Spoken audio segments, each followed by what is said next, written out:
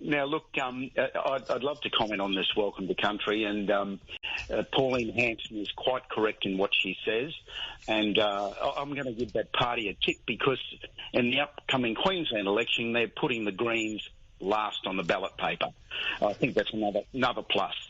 But with regards to this welcome to country, one would ask the question, Pete, where's Marcia Langton? Because as you know, when we had the voice debate going on in the referendum, she clearly said, and it was a wonderful threat, I thought, she said, if this vote doesn't go the right way, in other words, the no vote got up, there would be no more welcome to countries. So where is she with regards to this latest outburst? Yes, well, I haven't heard anything from Marcia Langton just recently, have you? No, not at all, but I thought that she would have stepped up to the plate with this. But look, in regard to this, I'm embarrassed about my code. Now, I played AFL, VFL, Australian rules football from the age of under 7 till I was 42. Now, the latter years, you think, oh, God, you can't play that old. Well, you can, because I played Masters for Queensland in the latter age, and I enjoyed every minute of it. I played with many Indigenous players, wonderful, wonderful people, all really good team people, and their skills were unbelievable. Better than mine, I can assure you. But they would be disgusted with this particular gentleman, Brendan Kieran. I saw the welcome to country. I saw the looks on their faces. And when he says, this wasn't made for the white people, I suggest you look at Brendan. He identifies as an Aboriginal, but there's plenty of white blood there. And he says, we've been doing this for 250,000 years. Unbelievable. So they were before time, like they were the first people on the earth anywhere, were they? Like, this is just ridiculous. And the way he said, and by the way, that's BC, before Cook, and it wasn't made for the white people. Well, like somebody else just said before, these land councils are a disgrace.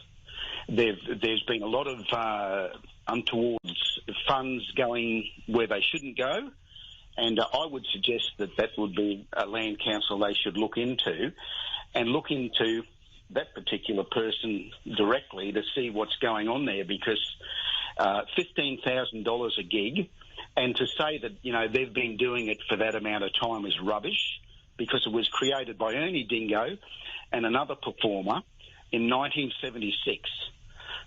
And to say that it's been going on for that long and this is how long they've been doing it is just beyond the pale. And it was a disgrace. It ruined the game at the start of the game.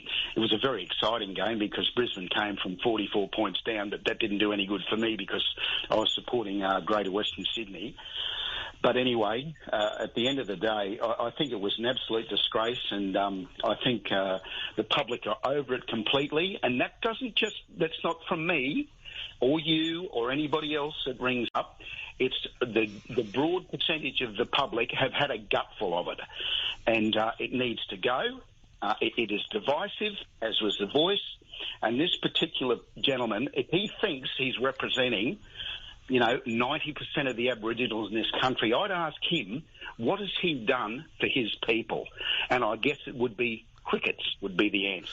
Yeah, maybe so, yeah. But as I was saying earlier on, and I don't know if you agree with this, but it seems to me, and this is just my observations just recently of some of these Welcome to Country presentations that are happening around the place, is that there are mixed messages coming out of them. There may be some sort of agendas that are starting to come out of them as well. And maybe that's what kind of happened on the weekend when he got up there and started talking about BC before Cook and all that sort of stuff. Well, exactly. And it'd be very, very interesting how this goes in the AFL Grand Final, which, is, as you know, is in a couple of weeks' time, what they do there and what is actually said, because most of them are fairly tame and,